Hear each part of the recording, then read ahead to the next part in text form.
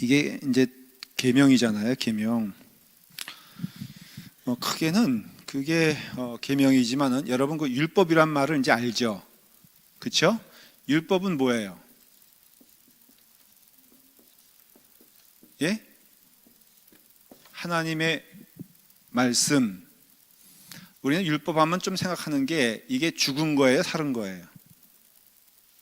우리는 율법의 그 문장에, 의문에 묶여 있는 자입니까, 아닙니까? 좀 표현이 제가 그런데 율법에 묶여 있는 자예요?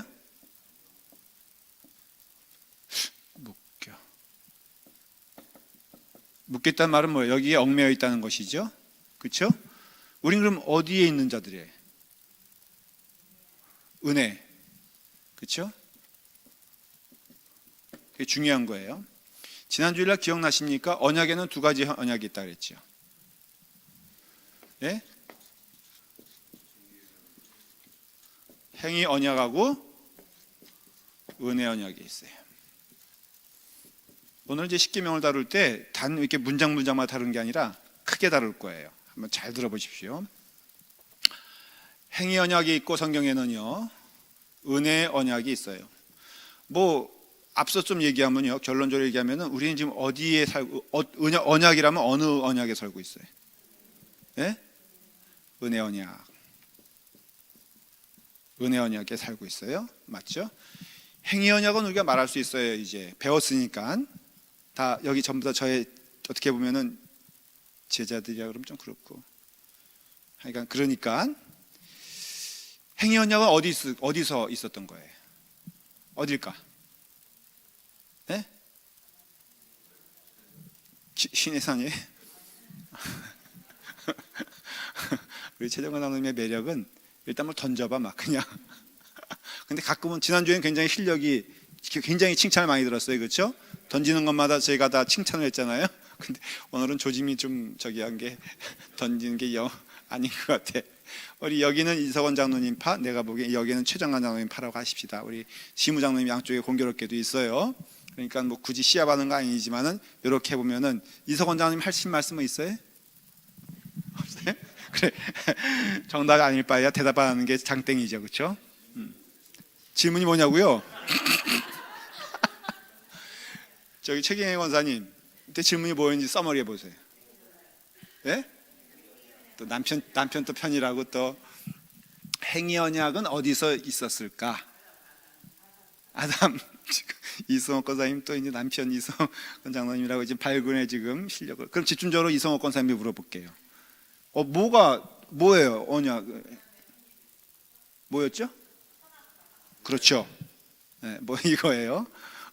너는 선악과를 먹지 마라. 그 선악과의 별명이 뭐였죠?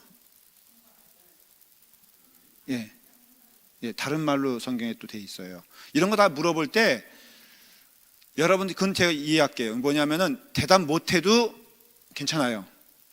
왜냐하면 대답을 제가 기대하고 하는 게 아니니까.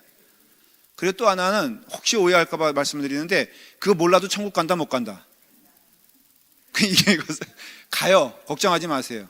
그러니까 오늘 이거 대답 못했다고 오늘 나는 구원받지 못한 자인가 봐, 나는 이제 뭐 지옥 가게 됐네, 이렇게 하지 말고 지금 여러분 부르심을 받아도 천국 가요. 걱정하지 마세요. 그냥 요거는 주님의 자녀로서 좀 번듯하게 살아갈 그 양분이다, 이렇게 하시면 돼요. 예수 믿으면 천국 가는 길은 뭐예요? 오직 하나? 예수 믿으면 되는 거예요. 그걸로 되는 거예요. 그러니까 오늘 사실 이 말씀 들을 필요도 있어 없어? 사실 없어요. 그냥 뭐 예수 믿으면 천국 가는데 못하러 와. 그렇다고 또 다음 주일날 또. 그러나 이 은혜가 풍성해지, 말씀은요 우리를 풍성하게 만들잖아요. 또 하나님 자녀답게 살 수 있는 은혜도 되고요. 행위 언약에 있어서 선과 악을 아는 선악과라. 근데 그 말은 또 생명나무다, 이렇게 창세기에는 말하고 있어요. 그러니까 예? 그냥 자꾸만 질문하지 마시고요. 중요한 문제는 나중에 질문하시기 바랍니다. 예. 그래서 그 생명나무가 있는데 권사님 얘기는 그 생명나무와 선악과가 함께 있다는 얘기를 해요. 같은 나무가 아니라, 그러나 생명나무와 선악과는 떨어진 게 아니에요. 예. 그랬는데 그 생명의 나무는 결국은 그 생명의 나무가 생명을 주는 것이냐면은 그게 아니라는 것이에요. 거꾸로 생명을 빼앗아 간다는 거예요. 그래서 선악과는 결국은 선악을 알게 되느냐라면 그것도 아니에요. 다만 하나님께서는 그 선악과를 거기에 놔두신 이유는 인간은 하나님이 아니란 것을 보여주시기 위해서 놔둔 거예요. 그러니까 선악의 의미는 선과 악의 의미가 아니라 이 나무가 주는 의미는 무엇이냐면은 순종을 의미하는 거예요. 그러니까 인간의 피조물은 다 할 수 있으나 그러나 하나님에 대하여 뭘 하는 자가 되어야 된다? 순종하는 자가 되어야 한다는 것이에요. 그러니까 순종하지 않으면은 하나님의 자녀가 되지 못하는 거예요. 근데 사탄이 아담과 이브에게 준 것이 뭐예요? 다른 것이 아니에요. 불순종이에요. 불순종. 누구에 대하여? 하나님에 대하여 불순종하는 거예요. 의심하게 함으로써 그 하나님의 약속에 대하여 의심하고 불순종하게 된다는 것이죠. 그러니까 이 행위 언약은 결국은 어디서 깨졌냐 하면은 그 에덴 동산에서 깨졌어요. 그래서 에덴 동산에서 약속을 못 지켰기 때문에 벌을 받아야 되잖아요. 여러분, 언약이란 게 뭐예요? 벌을 받아야 되죠. 그래서 벌을 받게 된 것이 두 가지가 있어요. 아니다, 하나, 둘, 셋이지. 세 개라고 할 수 있어요. 남자와 여자에게 주신 벌이 있고 인류에게 주신 벌이 있어요. 자, 남자에게 준 벌은 뭘까? 농사 짓는 거. 그 다음에 여자에게 준 벌은 뭘까? 애 낳는 거. 그렇죠? 이게 벌이래요. 그러니까는 이 벌을 안 받으려면은 여자는 뭐 하면 돼? 애 안 낳으면 돼. 남자는 뭐 하면 돼? 일 안 하면 돼. 그러니까 너무너무 좋은 거예요. 그렇죠? 근데 이게 벌의 결과래요. 그리고 모든 인류에게 준 동일한 벌이 있어요. 뭘까요? 죽음이라는 것이에요. 그렇죠? 근데 예수님이 십자가에 달려 돌아가심으로써 죽었어요, 살았어요? 살았어요? 십자가에 달리심으로써 죽었죠. 죽다 살아났어요? 아니, 그러니까는 질문에만 대답을 하세요. 십자가는 죽음이요. 거기에 뭐 자꾸만 이렇게 앞서서 그러면 제가 할 말이 없잖아요. 왜냐면 그 다음 내가 무슨 말을 하려고 그랬어. 내가 부활을 얘기하려고 그러는데 학생들이 먼저 이렇게 말해버리면은 선생이 어떻게 돼? 본질은 사라지고 학생이 똑똑한 이렇게 따박따박 말대답하면은 할 말이 안, 그럼 당신들 알았으니까 집에 가. 이러고서 이제 나도 헥 하고 가버린단 말이죠. 뭔 얘기가 또 흥분했지? 그러니까, 십자가에서. 그러니까 예수 그리스도 안에서 이 저주가 끊긴 것을 볼 수가 있어요. 그러니까 회복된 것을 볼 수가 있어요. 그래서 예수 안에 구원이 있다는 거예요. 그리고 이 행위 언약을 통하여서 이게 브레이크업 된다. 이게 깨진 다음에 가장 두려운 것은 뭐냐면은 하나님과의 관계가 원수된 자가 되었다는 것이에요. 이게 가장 큰 문제예요. 근데 이것이 어디서 회복됐어요? 예수님의 십자가에서 회복이 됐어요. 상징적인 사건이 예수님이 십자가에 달려 돌아가심으로써 히브리서에 보면은 뭐가 없어 찢어졌다 그랬죠? 히브리서에 보면은 휘장이 찢어졌다 그랬어요. 히브리서에서 말하는 예수님의 모습은 무엇일까? 이거 자꾸 물어보니까는 말한 대로 이거는 그냥 성경적인 그 지식이에요. 근데 이거 좀 알아야 된다 그랬죠? 이제 여러분 들었으니까 제가 한두 번 얘기한 게 아니에요. 히브리서에서 말하는 예수님의 모습은 뭘까? 제사장이에요. 그렇죠? 제사장의 역할은 뭘까? 제사장의 역할은 뭘까? 여러분들 뭐가 좀 이렇게 캥기고 죄진인 거 있으면 누구한테 와요? 여러분들 저한테 오잖아요. 그렇죠?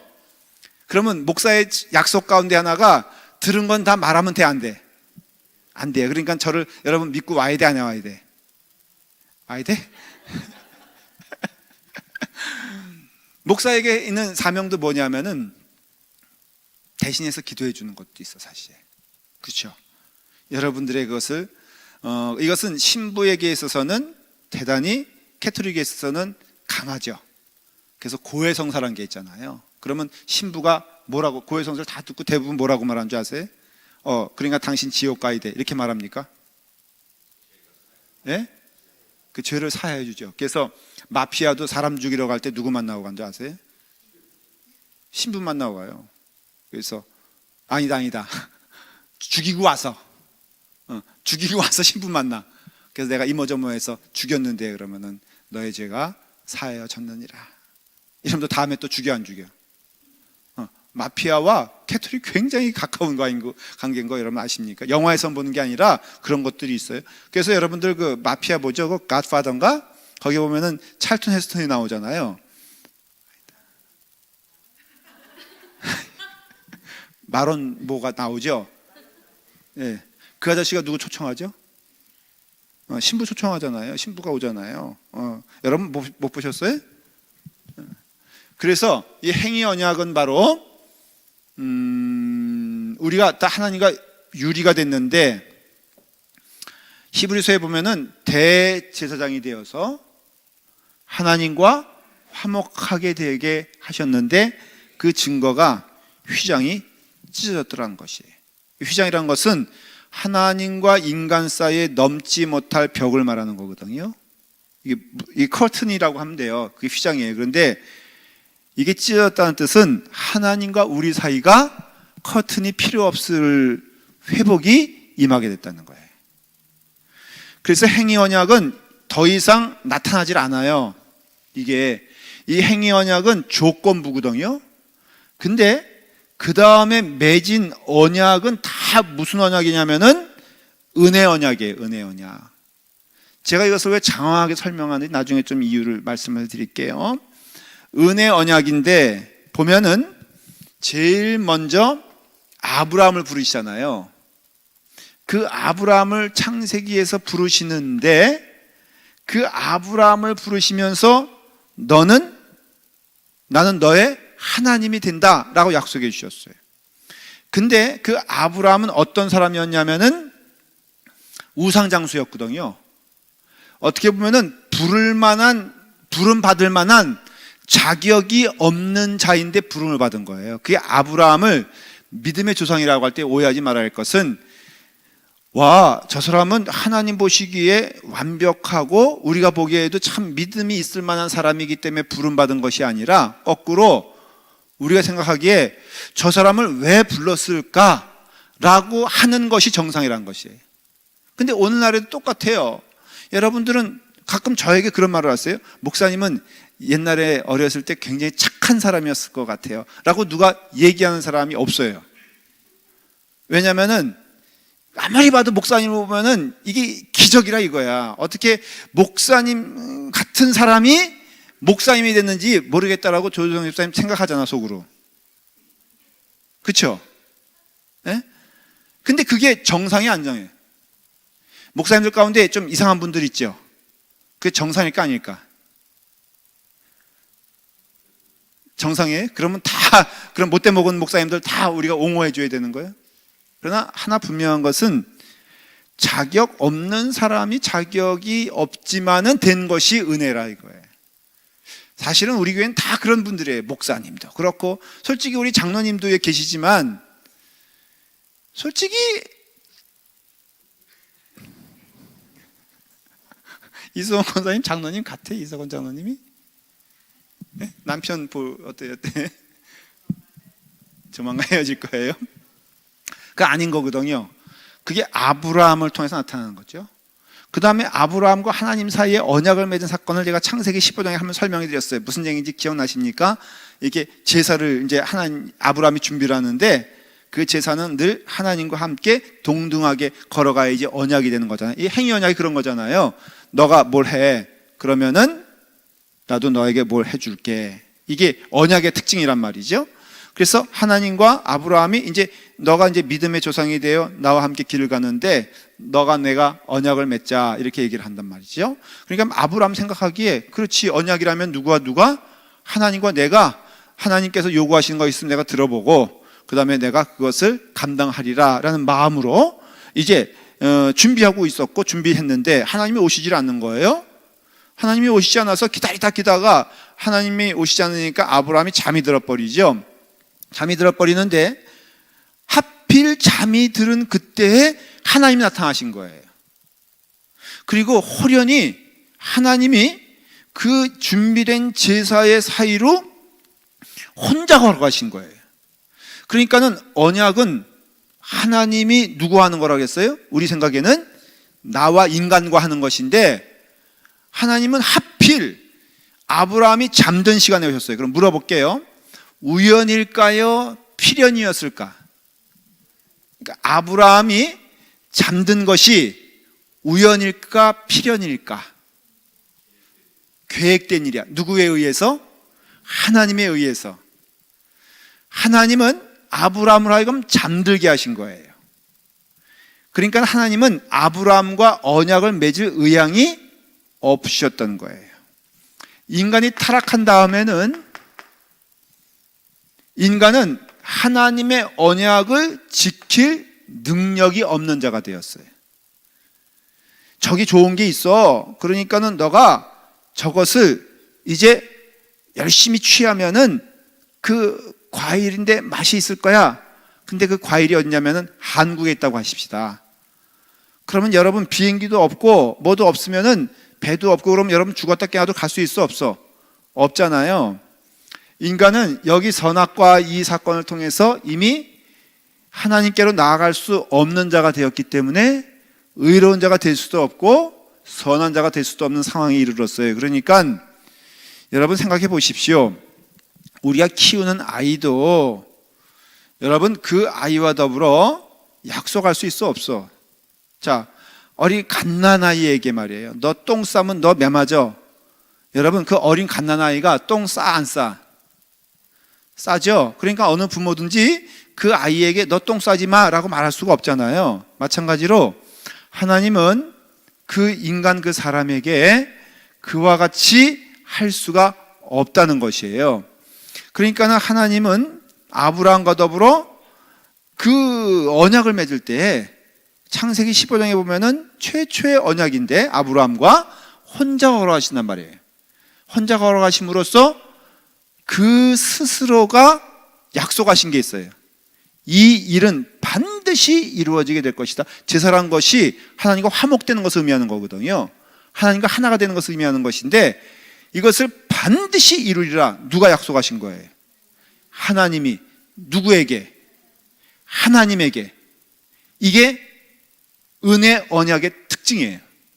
그러니까 은혜 언약은, 언약이란 말이 있으니까 우리는 자꾸만 혼동하는 게 상대가 있어가지고 상대가 있긴 있어가지고는 그 상대와 더불어 약속을 하고 이루는 것을 말하는데 여기서 말하는 이 은혜자가 붙은 언약은요, 하나님이 누구에게 약속하신 거냐면은 스스로에게 약속하신 거예요. 반드시 이것을 이루리라 라는 그 약속의 말씀은 누구에게 하신 말씀이냐면은 하나님이 하나님에게 하신 말씀이에요. 여러분 우리도 가끔 약속을 누구한테 할 때 있어요? 나한테 할 때 있잖아요. 스스로 결심하게 할 때 있잖아요. 그러니까는 스스로에게 결심하고 그 약속을 이뤄나갈 때 가장 그러면은 장애물이 누가 되냐면은 나 자신뿐이 안 된다는 거예요. 상대가 되지 않는다는 것이에요. 마찬가지로 하나님께서 이 은혜 언약에 있어서 언약을 지키겠다고 하신 분은 하나님이 스스로 하나님에게 하신 것이기 때문에 결코 그 약속을 이루는 데 있어서 인간은 계약의 당사자가 되지 않는다는 거예요. 그럼으로써 우리는 알게 되는 것은 하나님이 요구하시는 모든 것은 이 은혜 언약 안에 있다는 거예요. 그 뒤에 나오는 것이 뭐예요? 대표적인 게 십계명이에요. 오늘 읽은 십계명이에요. 이 십계명은 흔히 계명하니까는 이게 언약이랑 비슷한 용어가 되잖아요. 그러면은 이 십계명 우리 어떻게 생각하냐면은 이것을 지켜야지만이 내가 하나님으로부터 구원을 받는다 이렇게 생각을 해요. 그렇죠, 여러분들? 이거 지키지 못하면 두려워 안 두려워? 자, 내 부모를 공경해라. 내 부모를 내 몸과 같이 사랑하라는 이웃이란 것으로 생각하면은 부모를 내 몸과 같이 공경을 해라. 그리하면 이렇게 되는 거잖아요. 그리하면 너가 나와 더불어 자녀된 것을 내가 인정해 주마 하면은, 솔직히 말해 볼게요. 여러분 가운데 그러면은 구원을 이룰 자가 있을까 없을까? 부모 공경에 대해서 여러분 얘기할 때 나만한 효자가 있으면 나와보래봐. 우리 어때? 그래 안 그래? 그런 분 한 분도 없단 말이죠. 그렇죠? 늘 우리는 노래 부르는데 뭐라고 불러요? 불효자는 옵니다 하고선 이영배 권사님 맨날 울잖아. 부모님 생각하면 눈물이 나죠. 그렇죠? 네. 안 나요? 그래서 이 십계명은 이게 은혜 언약이라는 것이에요. 은혜 언약은 그 특징이 그곳에서 건져내서 하나님 앞에 서 있는 자로서 하나님의 자녀로 누릴 수 있는 축복을 말해주고 있는 거예요. 자, 예를 들어서 십계명을 보면요, 십계명 전에 무엇이 있었습니까? 자, 하면은 십계명 전에 무엇이 있었느냐? 이렇게 보면은 요건 뭐라 그랬죠? 사해, 이스라엘 지도예요. 이거는 갈릴리, 그 다음에 이렇게 돼 있죠. 그럼 요거는 광야, 여기가 애굽 돼 있단 말이죠. 구원은요, 지금 여기가 시내산이거든요. 그러니까 십계명 어디서 받았냐면 지금 여기서 받은 거예요. 여기서 지금 요 이야기, 출애굽기 20장 얘기는 어디냐면은 이렇게 숫꽃이란 것을 지나가지고 이렇게 해서 여기까지 온 거예요. 여기까지 왔는데, 그런데 구원은 어디서 일어났냐면은 여기서 일어났지, 여기서 일어난 사건이 아니에요. 이해가 되세요? 구원은 이미 홍해를 가르는 사건이었고, 그 다음에 구원은 10가지 재앙을 통해서 애굽이란 나라에서 이렇게 광야하지만은 여기 나온 것 자체가 구원의 역사라는 것이에요. 그래서 그러면 구원은 여기서 완성된 겁니까? 시작된 겁니까? 어려운 얘기지만은 여러분 답해 보세요. 구원은 어디서 시작했으며 어디서 끝났습니까? 네? 구원은요, 여기서 시작해서 여기서 끝난 거예요. 자, 여기서 지질이 이스라엘 백성들이 말을 듣습니까? 안 듣습니까? 여기서 일어난 사건만 해도 뭐죠? 여기서 물 떨어졌다고 하나님이 우리를 죽이시려고 하냐 해서 막 대들죠. 여러분, 마라의스물, 역시 지금 이쪽이 조금 더 이제 앞서 나오고 있어요. 이쪽보다. 여러분, 하나님께서 홍해를 가르시는 역사를 통해서 이스라엘 사람들 건져내 주셨는데, 하나님이 그들을 굶기시겠어요? 아니면 하나님이 그들을 목말라 죽게 하시겠어요? 우리는 근데 그것을 통해서 깨달아야 됩니다. 구원받은 자는요, 하나님께서 책임져 주신다는 것을 아셔야 돼요. 여러분 기억하십시오. 여러분들은 망하지 않습니다. 여러분들 하나님의 자녀입니다. 그리고 또 하나 기억해야 될 것은, 이게 싸움이라고 하면, 영적 싸움이라고 하면요, 여러분 영적 싸움은요 반드시 이기기 때문에 영적 싸움인 거예요. 이게 참 안타까운데, 여러분 자꾸만 진다 그러잖아요. 그것이 영적 싸움에서 육적 싸움에서 우리는 싸움하면 자꾸 진다는 생각을 가지고 있어요. 그런데 기억하십시오. 사탄이라 할지라도 결코 믿는 자를 꺾을 수가 없다는 거예요. 왜냐하면 우리에겐 누가 있는 거예요? 내 안에 내가 사는 것이 아니에요. 그리스도의 영이 사시기 때문에, 그분은 곧 성령님이시기 때문에, 성령 하나님이 나와 함께 하시기 때문에 나를 사탄이 건들 수가 없는 거예요.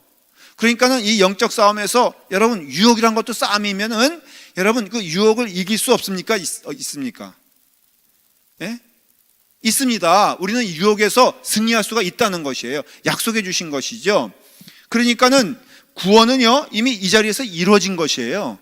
여기는 지금 어떤 자로서 이스라엘 사람들이 걸어가는 길이냐면은 구원 받을까 말까 한 백성이 아니라 이미 구원받은 백성이 걸어가는 것이에요.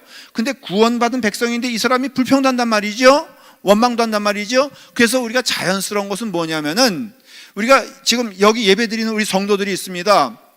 여러분, 이분들이 구원받은 사람입니까? 구원받을 사람입니까? 아니, 멀리 볼 것도 없어요. 여러분들 한번 보면 여러분들 스스로 구원받은 사람이에요? 구원받을 사람이에요? 예? 구원받을 사람이에요? 근데 구원받은 사람이라고 하기에는 좀 뻔뻔해, 안 뻔뻔해? 솔직히. 그렇죠? 내 마음 한 곳에는 뻔뻔한 마음은 있지만은 구원받은 자라 이거예요.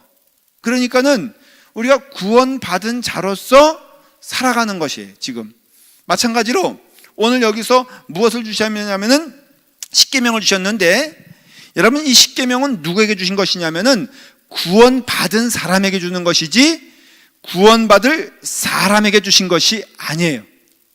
이해가 되세요? 다시 한 번 말할게요.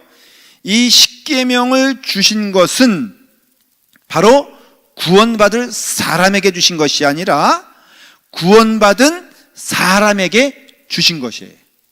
그러면은 질문이 되죠. 왜 구원받은 사람에게 십계명을 줍니까? 아니다. 맞지, 그쵸? 제 말 이해가 했어요 지금? 왜 구원을 이미 받았는데 왜 계명이라는 것을 주십니까? 왜 율법이라는 것을 주십니까? 하면은 이 율법의 기능은 두 가지 기능이 있어요. 그걸 기억하셔야 돼요. 첫 번째 뭐냐면은 이 율법을 통하여서 우리는 구원받은 것이 나의 행위로가 아니라 전적인 하나님의 은혜였음을 깨닫게 되는 것이에요. 로마서 4장을 보세요. 여러분 이 출애굽기는요 어디를 떠나서 말할 수 없냐면은 로마서를 떠나서 말할 수가 없어요. 신약에 로마서라는 거 보면요, 로마서 4장이에요. 자, 로마서가 어디 있습니까? 신약 성경에 있습니다. 네, 243페이지에 있습니다. 로마서 4장 1절부터 3절을 읽습니다. 자, 다 같이 읽습니다. 시작. 그런즉 육신으로 우리 조상된 아브라함이 무엇을 얻었다 하리요? 만일 아브라함이 행위로서 의롭다 하심을 얻었으면 자랑할 것이 있으려니와 하나님 앞에서는 없느니라. 성경이 무엇을 말했느뇨? 아브라함이 하나님을 믿음에 이것이 저에게 의로 여기신 바 됨였느니라 그랬죠. 의롭게 되는 것은 율법을 통해서가 아니라 믿음을 통해 된다는 것이에요. 근데 그 믿음은 무엇입니까? 여러분 믿음은 오해하지 말라 그랬죠. 믿음을 우리 흔히 할 때 생각할 때 믿음은 누굴 믿는다고 생각해요? 나를 믿는다고 생각하잖아요. 나의 믿음, 그렇죠? 근데 믿음은 그게 아니라, 믿음은 누굴 믿는 거라고요? 하나님을 믿는 것이 믿음이에요. 하나님의 약속을 믿고 하나님께서 우리에게 주신 그 은혜를 믿는 것이 믿음인데, 만일 아브라함이 행위로 의롭다함을 얻었으면 자랑할 것이 있는 것이지만 하나님 앞에서는 없느니라. 왜냐하면 그는 은혜로 구원을 받은 자이기 때문에. 그래서 굳이 따지자면요, 이렇게 교인, 이렇게 성도들을 볼 때 하나 여러분들 분별력이 있어야 되는데, 어느 누구에 대해서 시험 들 거 하나도 없어요. 말씀드릴게요. 그게 목사님이 되었던, 아니면 같이 믿음 생활하는 교인이 되었던, 성도가 되었던 그 사람에 대하여 시험 들 게 하나도 없어요. 그래서 제 어리석은 자가 뭐냐면은 사람 보고 시험 드는 거예요. 근데 우리는 누구 보고 시험 잘 들죠? 기가 막히게 시험 잘 들죠? 나는 성도들이, 교인들이 하나님 보고 시험 들었다는 사람 한 명도 못 봤어. 다 김동인 목사님 보고 시험 들었다 그래. 근데 한번 물어보십시다. 내가 만일에 저분은 목사님 같지 않아, 그러면 뭐예요? 난 누구야? 목사님 같지 않으면 내가 누구야? 에? 목사님 아니야, 그쵸? 그러면 목사님 아닌 사람에게 시험 들 필요가 있을까 없을까? 에? 시험 들 필요 없죠? 그러니까는 생각해 보십시오.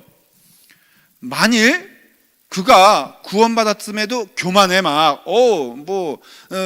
그냥 내가 마음 가운데 교만이 있어가지고 이 교회에서 이런 일을 하고, 그 다음에 믿음의 길이라고 이런 길 가는 것이 내가 얼마나 자랑스러운지, 그러면 성경대로 말하면요, 그 사람이 행위로서 의롭다 하고 있다고 본인이 스스로 말한다면은 그 사람은 구원받지 않은 사람이라 이거예요. 그러니까 그 사람 보고 시험 들 필요 있다 없다? 없다라는 거예요. 단정해서 그 사람을 정죄하라는 소리가 아니라, 그 사람이 예를 들어서 권사님이야. 근데 권사님인데 아무리 눈 씻고 봐도 권사님 같지가 않아. 그럼 그럴 수가 있잖아요. 그렇죠? 그러면 그렇지 않으면은 그냥 그렇게 생각하시면 돼. 저분은 권사님 아닌가 보다. 괜히 그냥 목사님 어떻게 권사님으로서 저럴 수가 있어요. 여러분, 권사님으로서 저럴 수 없다면은 그거는 그냥 권사님 아닌 거예요. 목사님 보고 시험 들었다 하면은 어떻게 목사님이 저럴 수가 있어? 그러면은 아주 극단적으로 말하면은 그건 목사로서의 길을 가지 않기 때문에 그런 거예요. 그러니까 그것이 우리의 시험거리가 될 수 있다 없다? 없다는 거예요. 예수 그리스도 믿는 자에게는 증거가 있는데 바로 무엇이 있냐면은 믿음이 있다는 거예요. 믿음이. 내가 아니고 하나님께서 나를 구원시켜 주셨다. 하나님께서 나를 인도해 주셨다. 하나님께서 나를 붙들어 주셨다라는 것을 우리가 고백하게 되었을 때, 그래서 아브라함이나 그 후손에게 세상의 후사가 되리라고 하는 언약은 율법으로 말미암은 것이 아니요 오직 믿음의 의로 말미암은 것이라. 한번 보십시오. 너가 뭇별보다 더 많은 자손을 하나님이 주시고 바다의 모래보다 더 많은 자손을 하나님께서 주시겠다고 했을 때 그 근거가 무엇입니까? 근거가 말씀이죠. 아브라함의 의입니까? 우리가 이게 좀 성경적으로 표현하면 아브라함의 의입니까? 다시 말하면 아브라함이 착해서 그 아브라함이 믿음의 조상이 된 겁니까? 여러분, 이상한 거 여러분 발견하죠. 창세기 보면 스토리 가운데 이상한 거 제가 한 말씀드린 적이 있어요. 그렇게 믿음의 조상이라고 하면서 갈대아 우르를 떠났는데, 갈대아 우르를 떠나서 하란을 떠나서 가나안 땅에 오면서 그 다음에 가나안 땅에서 어디로 갑니까? 제일 아브라함이 황당한 짓을 하죠. 어디로 갑니까?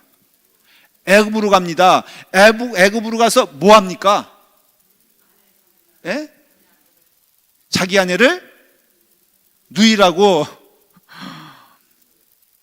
그 거짓말이 왜 한 거죠? 자기 살려고. 그렇죠? 여러분, 적어도 남편 된 자들이라면은, 예?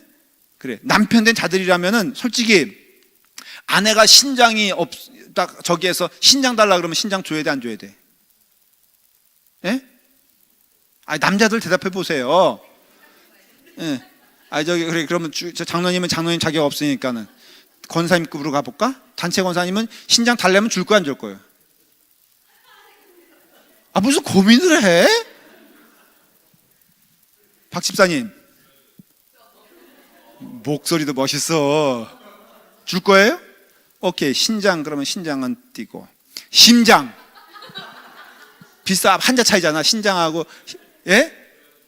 죽는데 그럼 박사님 받을 거예요? 자기 살겠다고 받을까 안 받을 거야? 받아야지. 나라도 잘 살아야지. 이상하잖아요.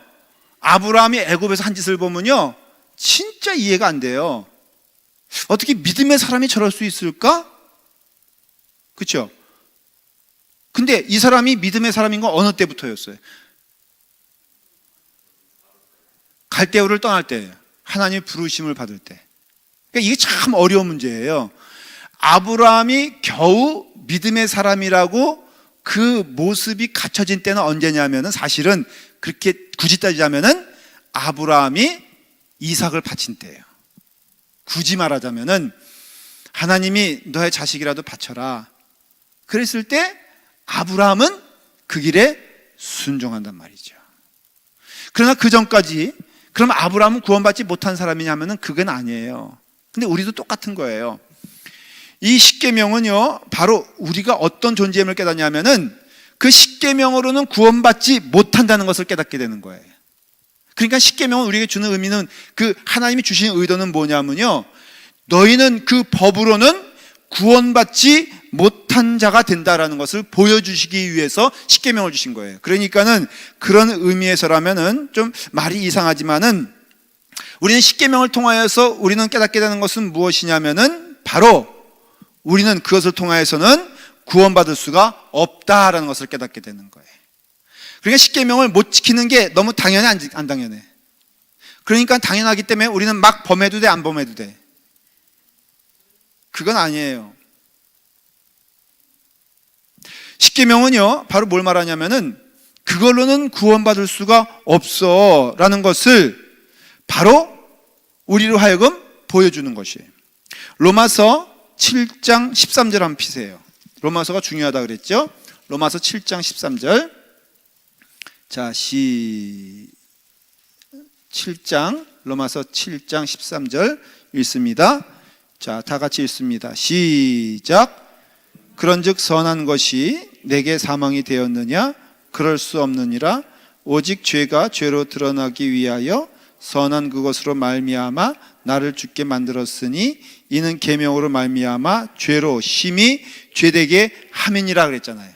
그러니까 율법은 뭘 말하냐면 죄로 심히 죄되게 만든다는 거예요. 그러니까 율법의 기능은 뭐냐면요, 우리가 바로 우리 가운데 그것을 지킬 수 있는 능력이 있다 없다, 능력이 없음을 말해주고 있는 거예요. 그러면 여러분, 율법은요 바로 무엇을 말하냐면은 하나님의 법을 말하는 것인데, 이 법을 지키기 위해서는 누구도 그것을 감당할 수 있는 자가 없다 그랬어요. 근데 성경은 또 뭐라고 말하고 있냐면은 그 율법의 완성이 있으니 바로 누구라고 말하냐면은 예수 그리스도가 그 율법의 완성이라고 말하고 있어요. 그러니까 이 율법을 완성시키는 분은 오직 누구예요? 예수님이에요. 근데 예수님이 핏값으로 우리를 사셨대요. 그러니까는 우리는 누구와 운명 공동체냐면요, 예수님과 운명 공동체인 거예요. 묶여 있다 그랬잖아요. 그래서 예수님이 십자가를 통하여 핏값으로 사신 것은 우리의 죄 가운데 있는 죄를 사신 거예요. 그럼으로써 그 예수님은 우리와 더불어 포도나무요 가지가 된다는 것, 이건 뭘 말하냐면은 또 에베소서 말하는 몸의 머리는 예수님이고 우리는 지체라고 말하는 것은 그 예수님과 우리는 떨어질 수 없는 바로 뭐가 되는 거예요? 한 몸임을 말해주고 있는 것이죠.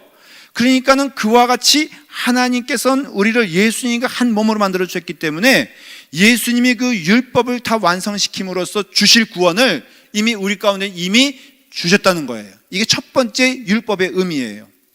두 번째는 뭐냐면은, 그럼 율법을 왜 주셨느냐? 거기에 하나님의 놀라우신 은혜와 축복이 있다는 거예요. 그러니까는 율법은 그냥 죽어 넘어진 사문이라 그러잖아요.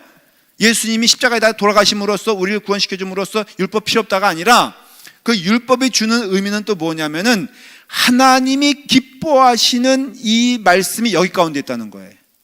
그러니까는 이 말씀은요, 우리가 그것에 순종하며 살아가게 되었을 때 충만해진다는 거예요. 구원을 받은 자로서 그 다음에는 은혜 충만이라는 게 있잖아요. 세례도 성령 세례가 있고요, 성령 뭐가 있어요? 충만한 자가 있잖아요. 그 충만한 자는 갈라디아에서 나오는 성령의 열매를 기뻐하며 순종. 그래서 여러분들 가만 보면요, 이 십계명에 나오는 이 말씀과 갈라디아에서 나오는 성령의 열매는 따로 떨어진 게 아니에요. 사실은 그게 아주 이렇게 가만히 보면 같은 거예요, 그냥. 근데 그 열매가 우리 가운데 나온다 안 나온다? 십계명의 열매가 나온다 안 나온다? 나온다는 거예요. 그거에 순종하기를 기뻐하는 자가 있는 거예요. 믿는 자가. 다시 말하면 우리는 그것을 완벽하게 지키지 못해요. 여러분, 갈라디아에서 나오는 성령의 열매가 우리 가운데 완전히 있을 수 있을 것 같습니까? 온유함이 온전하고 그 다음에 사랑이 온전할 수 있습니까? 못해요. 그러나 그것을 향하는 방향은 우리가 가져야 될 신앙의 태도라는 것이에요. 십계명은 다 지킬 수가 없어요. 그건 맞아요, 결론적으로 말하면. 그러나 그 십계명이 주는 충만한 은혜와 축복을 우리는 누리기 위해서는 거기를 향하여 나가야 한다는 것이에요. 방향성을 말하는 거예요. 갈라디아에서 나오는 성령의 열매도 이것을 다 이루는 것이 아니라 그를 향하여 나가는 그런 방향성이 있게 되었을 때 그게 성도의 큰 축복이 된다는 것이에요. 그리고 그 기쁨은 어디서 나오냐면 그것을 지키는 데서 나온다는 것이에요. 결론을 내릴게요. 여러분들, 십계명을 봤을 때요, 여러분, 이게 지키는 것이 고난스러운 겁니까? 즐거운 겁니까? 한번 저는 물어보고 싶어요. 가끔 예를 들어서, 자, 출애굽기 20장 보면요, 첫 번째 보면은 너는 나 외에는 다른 신을 두지 말라. 이건 뭐 이렇게 어떻게 보면은 어렵지 않아요. 그렇죠? 그 다음에 우상 만들지 말아라. 이것도 그렇게 뭐 갈등적인 문제는 아니에요. 세 번째, 여호와의 이름을 망령되이 여기지 말라. 이것도 기쁨을 할 수 있어요. 네 번째부터 보십시오. 안식일을 거룩하게 지키는 것이 우리 인생의 손해입니까? 부담입니까? 기쁨입니까? 예? 주일날 지키는 것이, 여러분, 왠지 이상하게 주일날 나왔어요. 근데 딱 나왔는데 옆에 있던 예를 들어서 우리 박 집사님 나오셨잖아요. 근데 최우숙 집사님 나왔어, 안 나왔어? 안 나왔죠? 그거 생각해 보면 화가 나. 생각해 보세요. 가만히 이 자리에서 앉아 있잖아요. 박 집사님이 앉아 있단 말이죠. 최우숙 집사님은 참고로 말하면 애리조나에 일이 있어가지고 가족이 다 갔어요. 이번 주도 못 나오세요. 혹시 오해하지 마십시오. 그럼 최우숙 집사님이 뭐 박 집사님보다 믿음이 약한 자냐? 그건 타치하고 나서 박 집사님 마음 가운데 안 나온 최 집사님 생각하면 열불이나 안 나. 나죠? 손해보는 거 같아, 안 같아? 그쵸? 아니, 왜? 왜 그 인간은 딴 데 가 있고 나는 이 자리에 있는 거야? 라는 마음 들어, 안 들어? 자, 이것이 또 넘어가면요. 여기, 저는 여러분들에게 담대하게 말해요. 자꾸 여기서 말하면 안 되고 주일날 말해야 되는데 11조 다 하십시오. 축복이라고 저는 믿어요. 그러면, 근데 이상하게 11조 하는 분들이 마음이 어떤 마음 같냐면요. 때로는 11조 안 하는 영혼이 그렇게 미워. 누군지 몰라요? 어떤 분은 주보만 보고요. 주보 처음 보는 게 뭐냐면 헌금 명단을 보더라고. 내가 권면을 드릴게요. 목사님한테 물어봐요. 왜 목사님, 그러니까 많은 게 다 그렇잖아요. 헌금 명단을 왜 냅니까? 했을 때 어떤 분은 그걸 어떻게 이용하냐면요. 이번 주에 헌금한 명단을 쫙 추려. 집에 가가지고 엑셀로 해가지고 이번 주 11조 낸 영혼, 그 다음에 다음 주 11조 낸 영혼, 그 다음에 넉 주 지나면 대강 나오잖아요, 이게. 그래서 쭉 추려가지고는 자기 나름대로 교회에서 시킨 것도 아닌데 11조 내는 교인들과 11조 내지 않은 교인들을 딱 분류해놔. 어제 그런 사람 봤어요, 진짜로. 그리고 나서는 어떤 생각을 하냐면요. 자기 11조 내. 오케이, 내는 거 좋아. 내는 거 좋은데 11조 안 내는 영혼을 점심시간에 보면 그렇게 열불이 난다는 거예요. 저 인간은 11조도 하면서 점심이나 먹고 있어, 교회에서. 헌금 내는 거 안 내는 거야? 하면서 열이 받쳐가지고 분명히 해. 그건 이해돼. 절기금 꼬박꼬박 내고, 그 다음에 11조 꼬박꼬박 내고, 교회 봉사도 열심을 내는데 마음 가운데는 기쁨이 없어. 왜? 누구 보느라고? 그 영혼들 보니까는 이리 봐도 열불 나고, 그러다 보니까 화장실 쓰는 것까지도 못마땅한 거야. 좀 이상하지 않아요? 믿음 생활하면서 왜 그렇게 되었을까? 이게 잘못 이해한 거라 이거예요. 내가 또 샤라볼님 또 어디까지 얘기하다 이 얘기해갔지 지금 내가? 뭔 얘기하다가? 십계명을 지키는 얘기하는 거예요. 그래서 안식일을 지키는 일은 그게 기쁨이거든요. 그래서 뭐 누가 안 나오든 나도 그건 상관없이 일단은 내가 하나님 앞에 그 일을 함으로써 하나님이 기뻐하신다는 것이 얼마나 큰 기쁨인지 모르는 거예요. 우리 믿음의 생활은 그거예요.